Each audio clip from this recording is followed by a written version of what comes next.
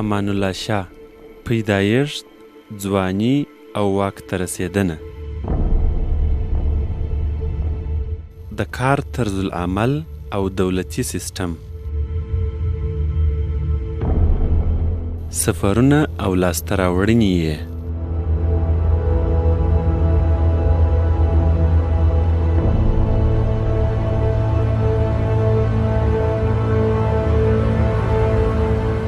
اول، پیدایښت، ځواني او واک ته رسېدنه. د 1891 میلادي کال د فروری پر 2 د کابل د پغمان په دره زرګر کې د حاجي اسد خان کره یو کوچنی وزیږید چې نوم یې امان الله خان پر کېښود.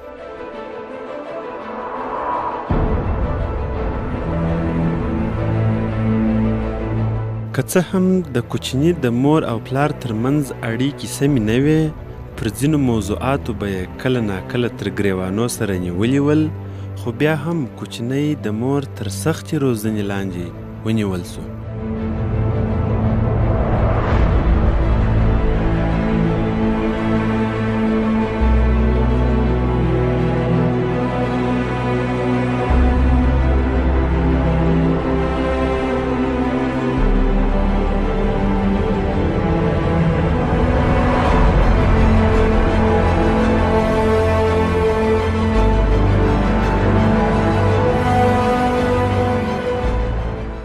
د مور چې د شاغاسي خوشدل خان بارګزي لور وه، د سراج الخواتین لقب یې ګټلی. د ډیر نرم زړه درلودونکې او خورا مدبره ښځه وه.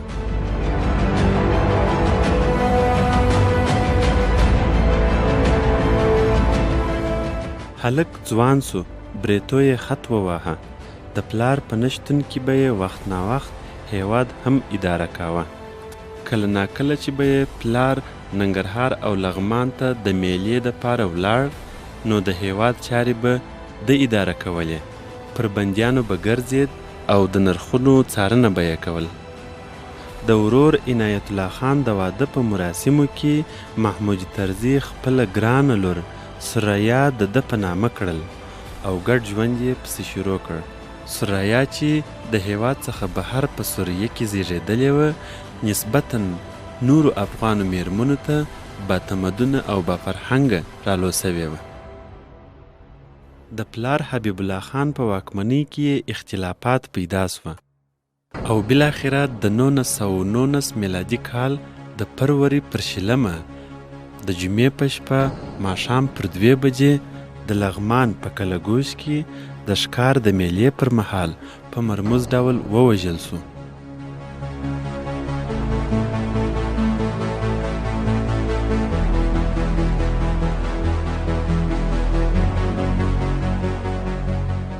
پلار یې د افغانانو او بالخصوص د کابل د مشرانو په بدرګه په جلال آباد ښار کې خاورو ته وسپارئ.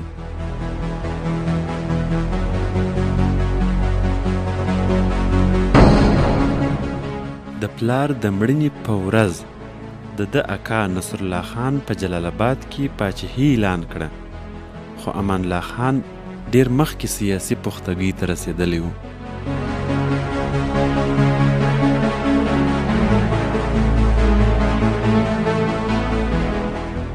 په کابل کې تر سلا او مشورو وروسته د پلار د مرګ پر 9 د افغانستان ولس ته د پاچاهۍ اعلان کوي او واک عملاً په لاس کې اخلي.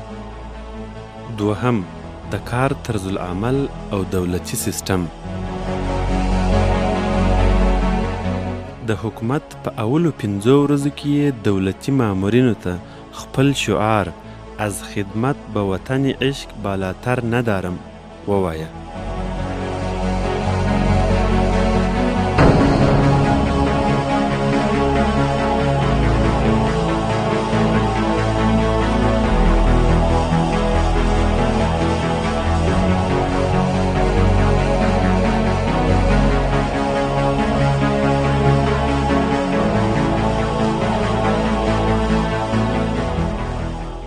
د دې میاشتې په پای کې یې لویه غونډه راوبلل.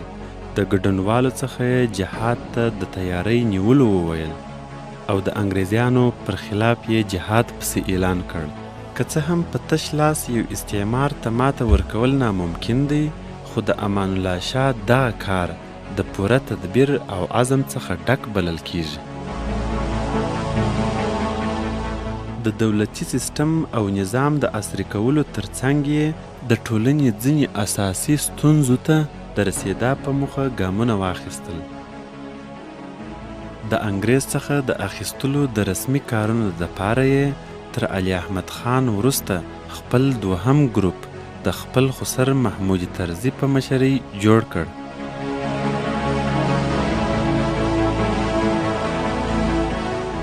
د کابل د پغمان ولسوالۍ ته یې خلک راوغوښتل او د غونډې ګډونوالو ته یې د انګلیس څخه د ازادۍ زیری پسې ورکړ.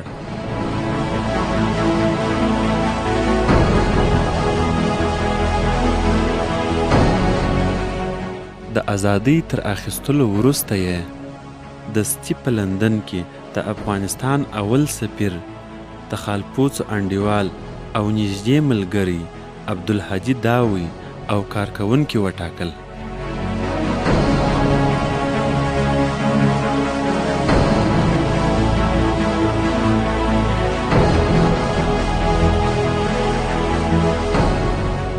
په دولت او نظام کې د کابینې شتون حتمی احساسوي، ځکه یې نو په لومړي ځل خپله کابینه وټاکل.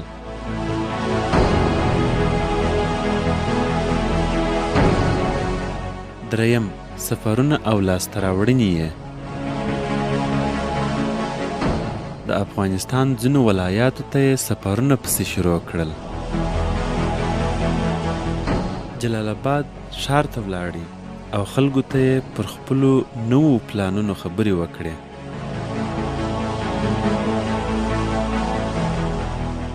شمالي ولایاتو ته روان سو.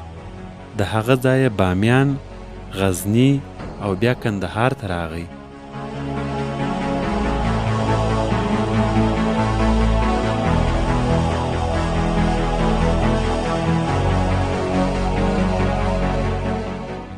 کندهار کې یې 15 ورځې تیرې کړلې.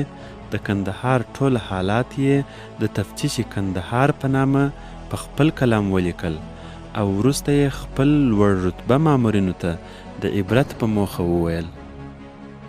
د 1928 میلادي کال د نومبر پر 14مه له دولتي چارواکو سره تر سلا او مشورو وروسته یې اروپا ته د سفر نیت وتړی او بالاخره د 1928 میلادي کال د ډسمبر پر 9مه پر 10 بجې د کابل څخه د اروپا په نیت روان سو. کندهار ته راځي. د لیب په مزلباغ کې چې اوسنۍ شرکت میوه یا PRT بلل کیږي 2 ورځې تیروي. وروسته د خپلو 21 تنو لوړ رتبه مامورینو سره اروپا ته د سپین بولدک له لارې ننوځي. په چمن کې ورته گورنر جنرال، د بلوچستان د پوځونو مشر جنرال افسر او ځینو نورو مشرانو ښه راغلاست ووایه. په کوټه کې تر 2 ساعتونو تمېدا وروسته کراچۍ ته رسیږي. د کراچۍ څخه ممبئی او بیا د عدن له لارې مصر ته ننوځي. په سیمه کې د امان الله شاه برم او عزم دونه ډیر و چې د هند نو لارډوان په ناڅاپي توګه له خپلې دندې ګوښه کړل سو. د مصر سعید بندر ته په رسېدو ټولو نظامي ځواکونو سلامۍ ورته وکړې او پوځي افسرانو اعلی حضرت ته هرکلی ووایه.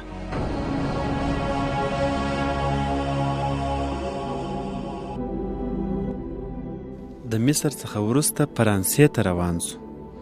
د 1928 میلادي کال د جنوري پر 15مه نیټه اعلی حضرت د ښارونو ناوې پاریس ته ورسېدی.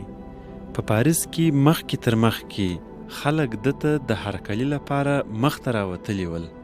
لومز وابلومن تمځای د خلکو څخه ډک و. د دې تمځای څخه بیا تر شاهي میلمستون پورې د سړک پر دواړو غاړو خلک هرکلي ته ورته راوتلي ول. د 1928 میلادي کال د جنوري پر 24مه نیټه دولتي چارواکو د اعلی حضرت په ویاړ میلمستیا جوړه کړه. په دغه میلمستیا کې د ایلز ماڼۍ د شنه چمن په څیر سینګار سوې وه. د جنوري پر 28مه یې د سهار د خوا د پاریس په بازارونو کې سوداوې رانیولې او د ماپښین د خوا د پاریس شاهي کتابتون ته ورغی. د جنوري 28مه یې ټوله ورځ په خوب تېره کړه ځکه میلمستیاوو او ګرځېدونو ډېر خسته کړی و. په دا سبا د جنوري پر 1مه د پاریس کینګ باغ ته ولاړی. ګاټه سوی طبیعت یې بیرته سم کړي.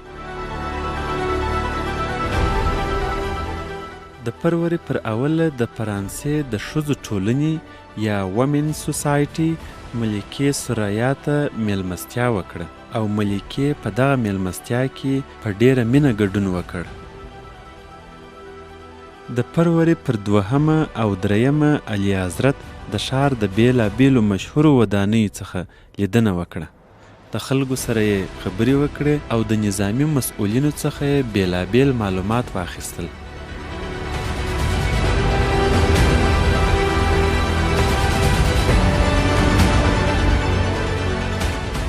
د فروری پر 4مه د پاریس مشهوره ګولډن کتابخانې ته او تر غرمې وروسته یې د اوپیرا فیلډ څخه لیدنه وکړه.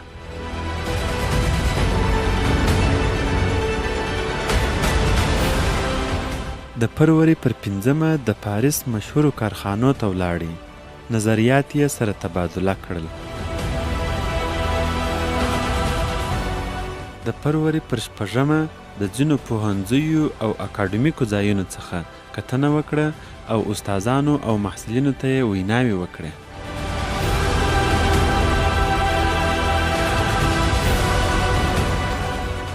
د فروری 9مه یې بیا ټوله ورځ په خوب تېره کړل.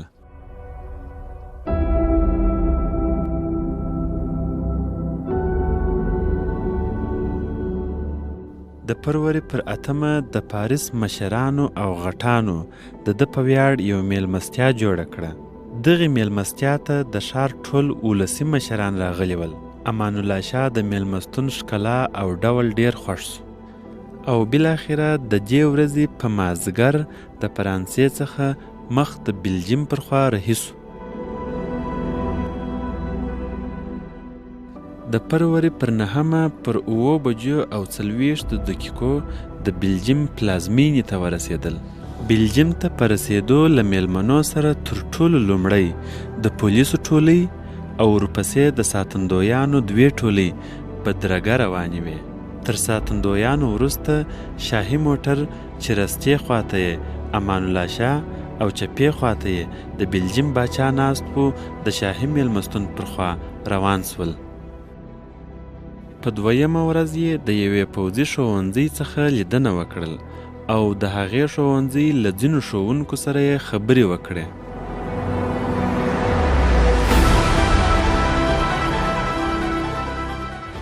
د دې میاشتې پر 22مه نیټه یې د ځینو کوچنیو سیمو لیدنه وکړه او بیا جرمني یا آلمان ته د تګ په موخه د برلین پر لور روان سو.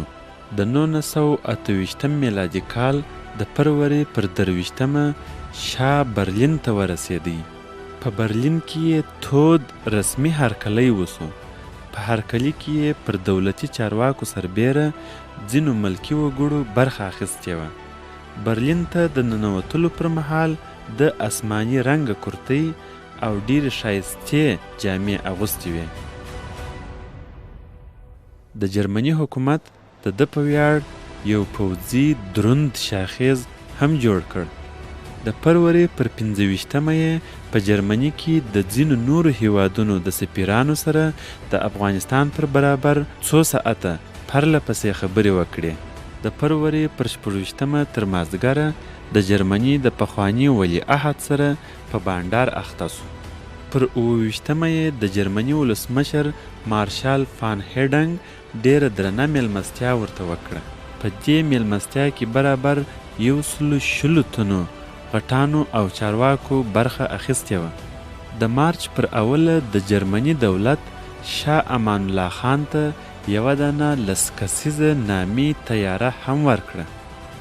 د مارچ پر 2مه 3مه او 4مه یې د جرمني د غټو او مشهورو کارخانو څخه لیدنه وکړه. د مارچ پر 5 د برلین پوهنتون ته ولاړی او په د سبا همدې پوهنتون د ده په ویاړ یوه لویه شانداره غونډه پسې جوړه کړه. د دې میاشتې پر 9 نیټه د جرمني څخه بیرته د فرانسې پر خوا رهي سو. د مارچ پر 12 د پاریس د کښتیو د سټیشن څخه مخ د خپل هغه دښمن پر لور رهي سو چې مخکې تر مخکې یې دی د سفر په نیت هلته غوښتی او په افغانستان کې یې د خپلو بیرانیو تابعه نیوله.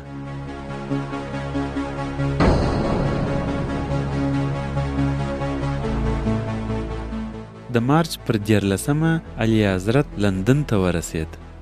د ویکټوریا پر تمځای برتانویان د ده هرکلی ته ولاړ وه.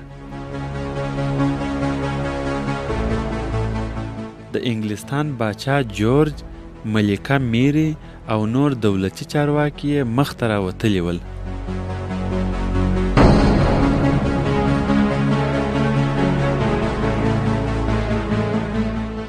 د مارچ پر 14 لارډ د لندن په کلیډ تالار کې میلمستیا ورته وکړه. په میلمستیا کې 4 کسانو برخه اخیستې وه او خواړه یې د مذهبي اصولو مطابق ورته تیار کړي وه. د رویټر د ځانګړي خبریال خبره ده چې وایي د ویکټوریا په تمځای کې د یو واکمن د ښه راغلاست لپاره په لومړي ځل د خلکو دونه ډیره ګڼه ګوڼه ولیدل سوه. د مارچ پر 14 د بهرنۍ چارو وزیر سر ایسټن چمبرلین په ریل باغ کې د او ملکې ته لویه میلمستیا وکړه.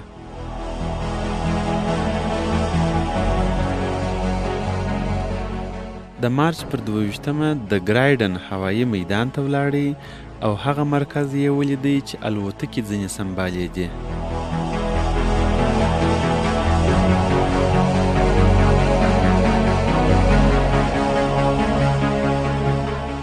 د اپریل پر 5 د لندن باچا په یوه لیک کې ورته وویل: موږ له څښتن څخه ستاسې روغتیا او بریا غواړو او ستاسې د سپېڅلې جذبې درناوی کوو.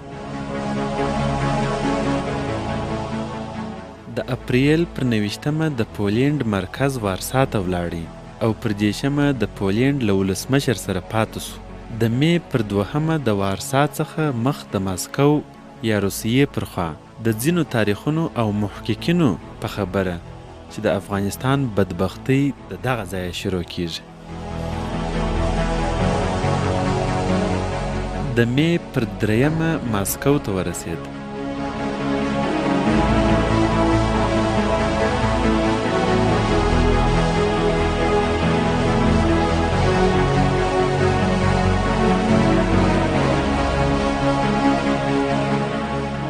د مې پر 4 د روسیې دفاع وزیر موسیو شیلاف په سامک ماڼۍ کې میلمستیا ورته وکړه.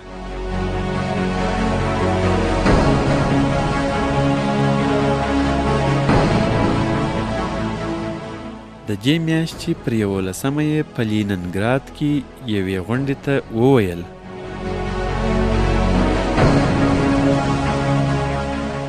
زما د دې سفر پایله به د دواړو هیوادونو ترمنځ پر سوداګریز تړون لاسلیک او د ښو اړیکو ټینګښت وي.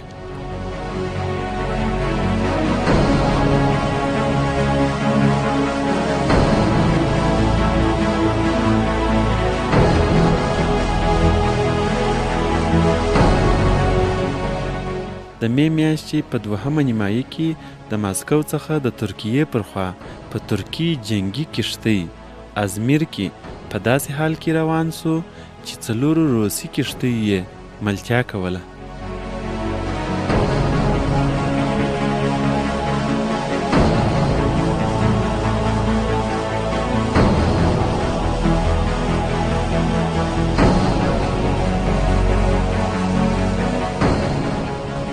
د مې میاشتې پر 18 د ترکیې مرکز استانبول ته ورسېدی.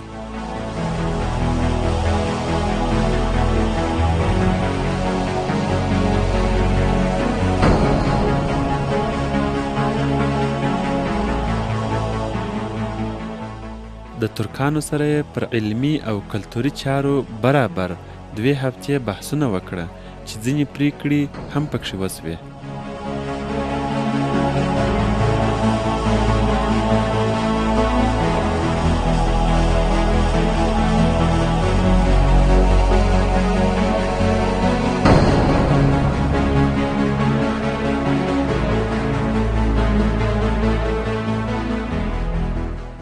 د جون پر 6 د ترکیې څخه ایران ته ولاړی.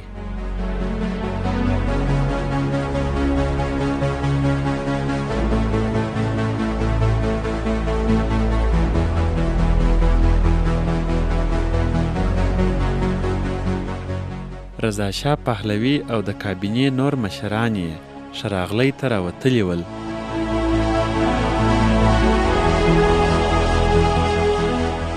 د خپل 6 میاشتنۍ سفر په پای کې د ایران څخه افغانستان ته د هرات له لارې ننوتی او په کندهار کې تر 2 ورځو تېرولو وروسته یې د جولای پر 1 کابل ته ولاړی.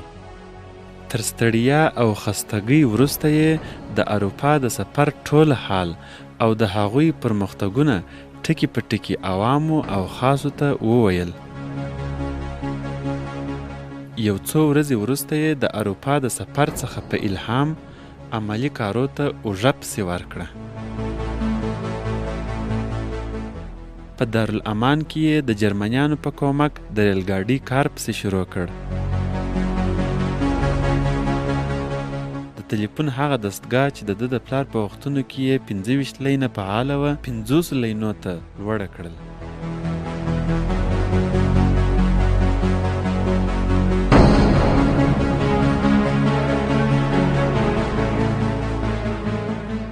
د چاپ ماشینونه نوي او مطبعې اپډیټ سولې.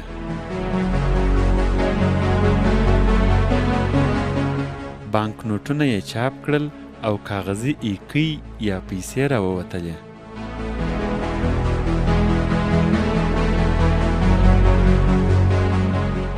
د پنبې کارخانې جوړې او خلک پکښې اخته سول.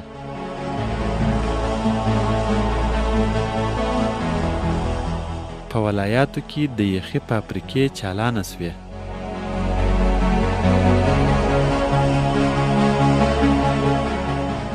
په هېواد کې د لویو لارو د جوړېدا پر نقشو بحثونه او خبرې شروع سوې. د ښځو او نارینه‌وو مکتبونه خلاص سول.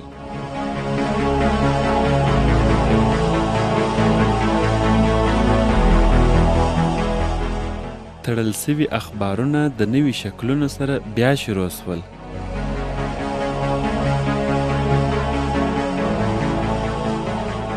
او بالاخره یې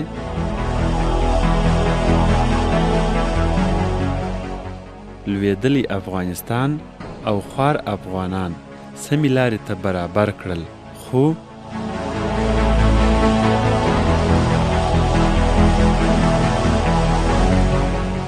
دی نو خبر چې انګریزیانو د خپل غچ اخیستلو په خاطر خپل مشهور جاسوس